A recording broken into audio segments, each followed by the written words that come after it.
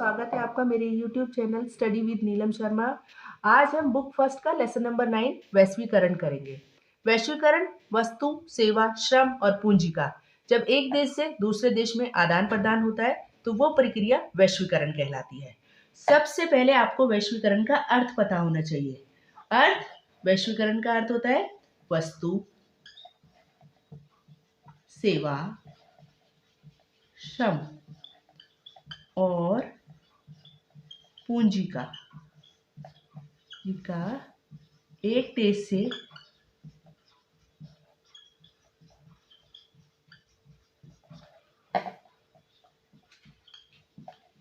में आदान प्रदान करना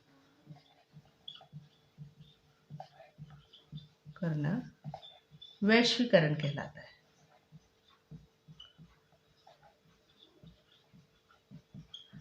जब अध्याय शुरू होता है तो अध्याय के शुरू में 3 कहानियां आती है। एक कहानी आती है जनार्दन की, जनार्दन जो कि ऑफिस में जाकर जॉन बन जाता है। एक कहानी आती है रामधारी की, एक कहानी आती है रामधारी की। रामधारी जो अपनी बेटी को उसके बर्थडे पर एक साइकिल गिफ्ट करता है जो बनी चाइना में होती है और बिक भारत में रही होती है। और तीसरी कहानी एक सारिका नाम की लड़की की है। सारिका अपनी पीढ़ी की पढ़ी लिखी सबसे पहली पढ़ी लिखी लड़की है जो कि आगे पढ़ना चाहती है और काम करना चाहती है। ये तीनों कहानियां हमें ये दर्शाती हैं कि किस तरीके से वैश्वीकरण वस्तु में, सेवा में, श्रम में और पूंजी में एक देश से दूसरे देश में या एक जगह से दूसरी जगह तक पहुंच रहा है। इसे हम प्रवाह के नाम से भी जान सकते हैं। इसका एक दूसरा नाम प्रवाह भी है भाई। वैश्वीकरण का दूसरा नाम प्रवाह।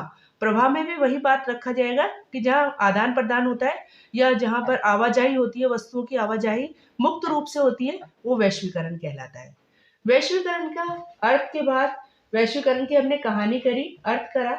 अर्थ के बाद हम इसके कारण करेंगे कि वैश्वीकरण के कारण क्या है। वैश्वीकरण के 2 कारण।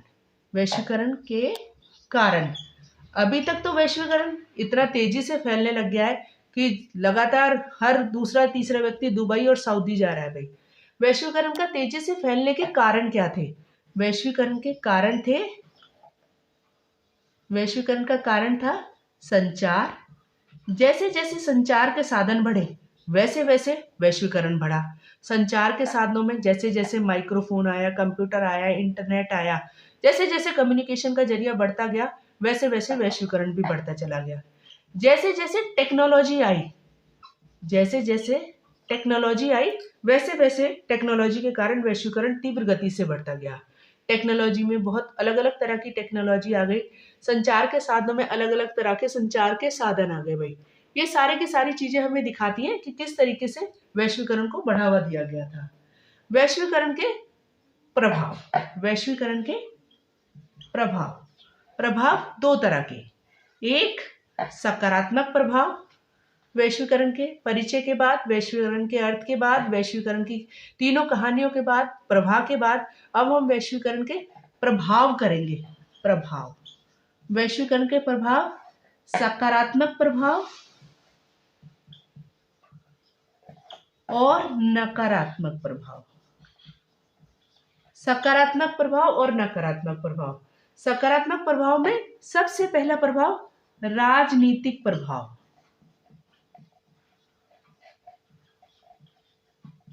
राजनीतिक प्रभाव, राजनीति पर अब क्या प्रभाव पड़ रहा है भाई? राजनीति पर कई सारे अच्छे प्रभाव भी पड़े और कई सारे बुरे प्रभाव भी पड़े हैं। जैसे राजनीति पर क्या अच्छा प्रभाव पड़ा है? टेक्नोलॉजी के बल पर नागरिकों के बारे में सूचना इकट्ठी करी जा रही है और उनको ज्यादा से ज्यादा लाभ पहुंचाने की कोशिश करी जा रही है। राजनीति में वैश्वीकरण का सकारात्मक प्रभाव ये पड़ा है कि लोगों के बारे में सूचना इकट्ठी करी जा रही है, लोगों को ज्यादा से ज्यादा लाभ पहुंचाने का प्रयास किया जा रहा है। तो सूचना और टेक्नोलॉजी के बल पर, सूचना और प्रौद्योगिकी के बल पर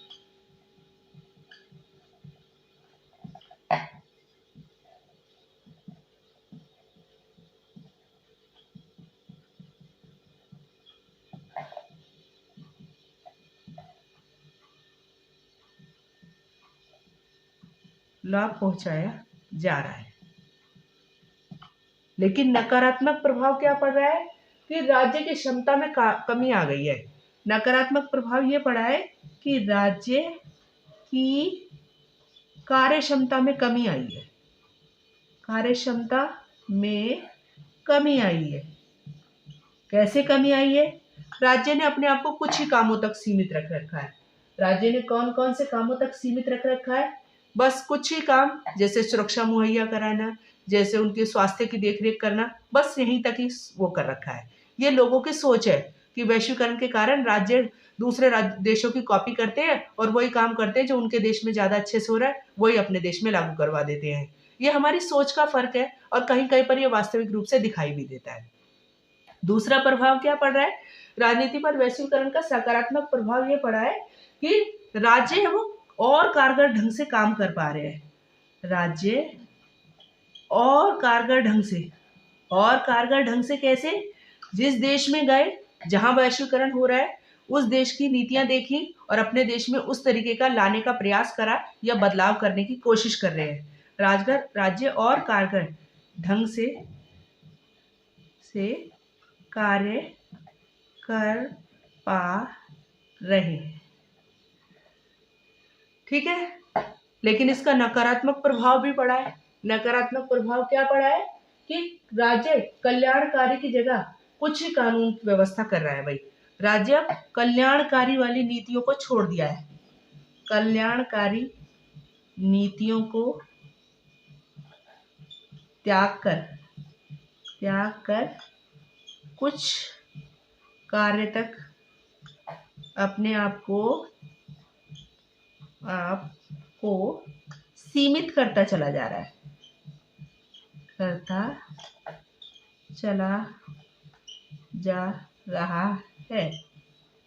यह है इसके राजनीतिक सकारात्मक प्रभाव और नकारात्मक प्रभाव। अब हम करेंगे इसके आर्थिक प्रभाव। आर्थिक प्रभाव में भी कुछ प्रभाव आर्थिक सकारात्मक भी है तो कुछ नकारात्मक भी है। आर्थिक प्रभाव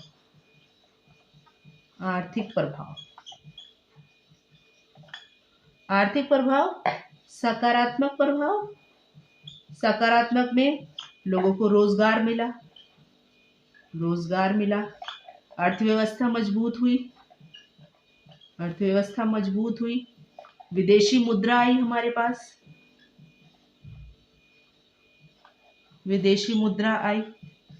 पहला अच्छा प्रभाव ये पड़ा, रोजगार मिल रहा है लोगों को। दूसरा अच्छा प्रभाव पड़ा, अर्थव्यवस्था का मजबूत होना। तीसरा, विदेशी मुद्रा आ रही है ना, व्यापार में वृद्धि हो रही है, व्यापार में वृद्धि होना। लेकिन जहां हमें इसके इतने सारे सकारात्मक प्रभाव दिख रहे हैं वहां हमारे पास इसके नकारात्मक प्रभाव भी है।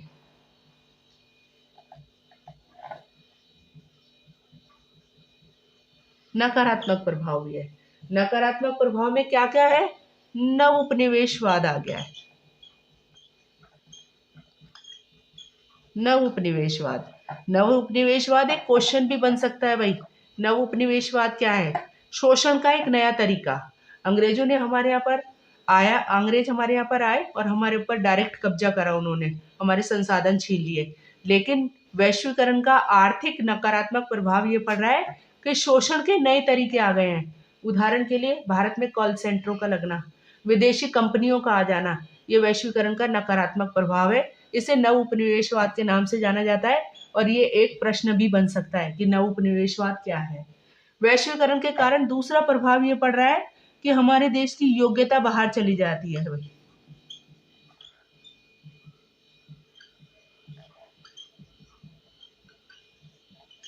कि लोग अपने देश का विकास नहीं कर रहे हैं और बाहर जाकर तरक्की करने लग जाते हैं, पैसों के लालच से बाहर चले जाते हैं और बाहर का विकास हो रहा है।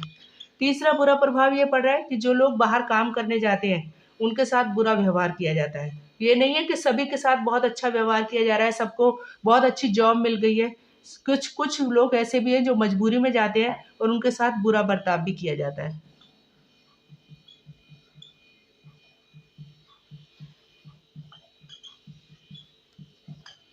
चौथा बुरा प्रभाव शोषण की प्रवृत्ति को बढ़ावा दिया गया है।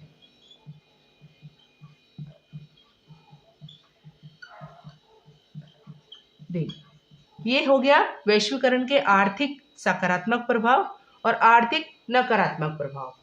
अब आता है वैश्वीकरण के सांस्कृतिक प्रभाव। वैश्वीकरण के सांस्कृतिक प्रभाव, सांस्कृतिक प्रभाव तो आप सभी लोगों ने देखे भी होंगे। हमारी संस्कृति पर वैश्वीकरण के क्या प्रभाव पड़ रहे हैं? सांस्कृतिक प्रभाव, सकारात्मक प्रभाव और नकारात्मक प्रभाव। हमारी संस्कृति में सकारात्मक प्रभाव ये पड़ रहे हैं कि हमारे देश की संस्कृति को विदेशों में सराहा जा रहा है। भाई, हमने अपनी बुक में पढ़ा है कि हमारे देश की खादी को विदेशों की संसदों में बड़ा पसंद किया जा रहा है। तो हमारे देश की जो संस्कृति है वो विदेशों में बड़ी पसंद करी जा रही है। लेकिन नकारात्मक प्रभाव ये पड़ रहा है कि हमारे देश की संस्कृति नष्ट होती चली जा रही है। भाई, संस्कृति का नष्ट होना, हो ना, या फिर मैकडॉनल्डीकरण का आ जाना।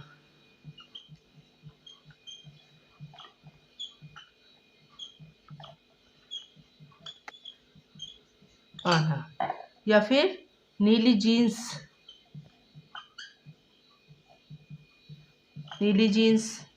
पिज्जा, बर्गर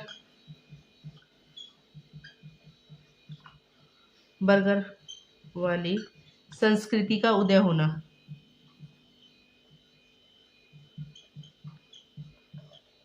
बिल्कुल साधारण शब्दों में मैं आपको समझा रही हूँ ये, ठीक है। संस्कृति का नष्ट हो जाना, मैकडॉनल्डीकरण का आना, नीली जीन्स, पिज्जा, बर्गर वाली संस्कृति का उदय होना, या फिर विदेशी त्योहार मनाना।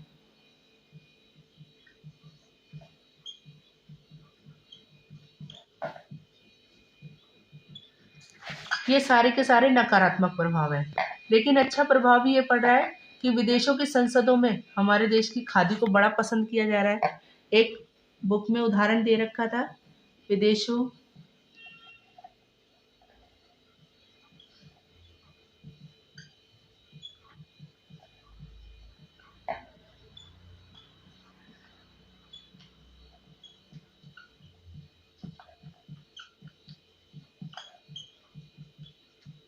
जहां हम उनकी नीली जीन्स इस्तेमाल कर रहे हैं, वहां नीली जीन्स के ऊपर खादी के कुर्ते का भी इस्तेमाल किया जा रहा है, जो कि एक पहनावे की संस्कृति को बढ़ावा दे रहा है। दूसरा, खान पान में विविधता आ रही है। खान पान में विविधता का आना, है ना, ये इसके सांस्कृतिक प्रभाव है। सांस्कृतिक प्रभाव में सकारात्मक प्रभाव भी है और नकारात्मक प्रभाव भी है। अब इसके बाद हम कुछ छोटे छोटी चीजों को और ध्यान से कर लेते हैं। जैसे कि एक टॉपिक आता है मैकडॉनल्डीकरण क्या है। भाई, मैकडॉनल्डीकरण का मतलब होता है कि संसार की विभिन्न संस्कृतियों पर अमेरिकी संस्कृति की छाप को ही मैकडॉनल्डीकरण कहा जाता है। अब एक छोटे छोटे 2-3 क्वेश्चन और तैयार कर लेते हैं।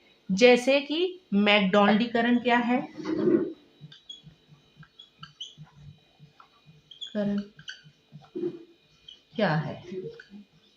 ठीक है, एक क्वेश्चन। दूसरा क्वेश्चन, नव उपनिवेशवाद क्या है। जैसे जैसे आप बुक पढ़ोगे ये सारे अक्षर आपके सामने आते जाएंगे और इसे क्वेश्चन रूप में शुरू करते रहना। मैकडॉनल्डीकरण क्या है, नव उपनिवेशवाद का अर्थ क्या है, संरक्षणवाद क्या है,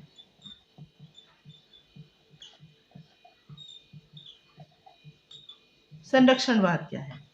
अगला, वर्ल्ड सोशल फॉर्म क्या थी। वर्ल्ड सोशल फॉर्म क्या थी। सबसे ज्यादा वैश्वीकरण का विरोध करने वाला जो मंच है वो विश्व सामाजिक फॉर्म है। भाई, विश्व सामाजिक मंच है ये मैकडॉनल्डीकरण का मतलब होता है एक वो प्रक्रिया संसार की विभिन्न संस्कृतियों पर अमेरिकी संस्कृति की छाप को ही मैकडॉनल्डीकरण कहा जाता है। दूसरा क्वेश्चन है, नव उपनिवेशवाद का अर्थ क्या है। नव उपनिवेशवाद एक ऐसी प्रक्रिया जिसमें शोषण के नए नए तरीकों को ढूंढा गया है। नए नए तरीके से जो विदेशी कंपनियां हैं वो भारत पर अपना प्रभुत्व जमाने की कोशिश कर रही हैं। वो नव उपनिवेशवाद, उदाहरण के लिए भारत में कॉल सेंटरों का लगना। संरक्षणवाद एक ऐसी प्रक्रिया है जिसके अंतर्गत उन सभी चीजों को बचाकर रखना जो कि संस्कृति को कर रही हैं। उस नष्ट होती संस्कृति को बचाने के लिए जो तरीका अपनाया जा रहा है वो संरक्षणवाद है। और वर्ल्ड सोशल फोरम एक विश्व सामाजिक मंच है। विश्व सामाजिक मंच जिसकी पहली बैठक 2001 ब्राजील के पोर्टो अल्गेरे में हुई थी और ये वैश्वीकरण का विरोध करने वाली विश्वव्यापी मंच के रूप में कार्य कर रहा है। तो ये छोटे छोटे सारे क्वेश्चन है। अब इसके अलावा एक क्वेश्चन और बनता है कि भारत जैसे देश वैश्वीकरण का विरोध क्यों कर रहे हैं। इसके अलावा हो सकता है आपके पेपर में क्वेश्चन आ जाए, लॉन्ग क्वेश्चन आता ही आता है। 6 नंबर का एक क्वेश्चन बना लेते हैं हम। वैश्वीकरण क्या है, वैश्वीकरण क्या है, इसके लाभ क्या है और इसकी हानि क्या है। क्या है इसके लाभ और हानि बताओ। हानि तो वैश्वीकरण वस्तु, सेवा, श्रम और पूंजी का एक देश से दूसरे देश में आदान प्रदान करना वैश्वीकरण कहलाता है। इसके लाभ यही है कि लोगों को रोजगार मिला, अर्थव्यवस्था मजबूत हुई, दूसरे देश की संस्कृतियों का भारत में घुलना मिलना हुआ। हानि ये है अपने देश की संस्कृति नष्ट होती चली जा रही है, अर्थव्यवस्था कमजोर हो रही है, हमारे देश के योग्य लोग हैं वो बाहर चले जाते हैं। भाई ये वैश्वीकरण के लाभ और हानि है, ये इसका इंपॉर्टेंट क्वेश्चन है। लेकिन सकारात्मक और नकारात्मक राजनीतिक प्रभाव, आर्थिक प्रभाव और सांस्कृतिक प्रभाव भी इंपॉर्टेंट है, अपनी जगह मायने रखते हैं। अब भारत जैसे देश वैश्वीकरण का विरोध क्यों करने लगे हैं। भारत जैसे देश वैश्वीकरण का विरोध इसलिए करने लगे हैं। एक लास्ट इंपॉर्टेंट क्वेश्चन है, भारत जैसे देश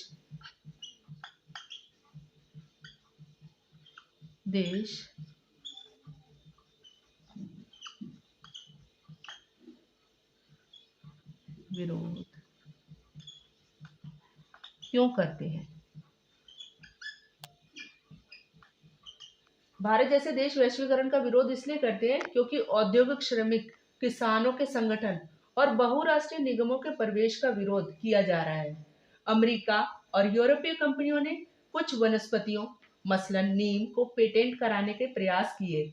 इसका भी कड़ा विरोध किया जा रहा है और सांस्कृतिक प्रभावों को देखते हुए भी ये कहा जा रहा है कि धीरे धीरे कहीं ऐसा ना हो कि भारत की संस्कृति बिल्कुल नष्ट हो जाए, जैसे कि केबल टीवी का प्रचलन हो जाना, जैसे कि विदेशों की संस्कृति का भारत में आ जाना, जिसके कारण धीरे धीरे वैश्वीकरण का भारत जैसे देश विरोध करने लग गए हैं। और भारत जैसे देश जो विरोध कर रहे हैं उसका मूल कारण यही माना गया है कि हमारे देश का टैलेंट हमारे देश के अंदर रहे, हमारे देश की संस्कृति सुरक्षित रहे और हमारे देश के पेड़ पौधे और जितनी भी चीजें हैं वो हमारे देश के नाम से पेटेंट की जाए या उनकी पहचान हमारे देश के नाम से हो तो ज्यादा अच्छा है। इसलिए भारत जैसे देश इसका विरोध करते हैं। भाई तो ये हुआ हमारा वैश्वीकरण का चैप्टर। अब इससे संबंधित आपकी यदि कोई भी समस्या है तो आप मुझे क्वेश्चन उसमें दे देना, कमेंट बॉक्स में दे देना और आप मेरे चैनल को सब्सक्राइब करना। Thank you.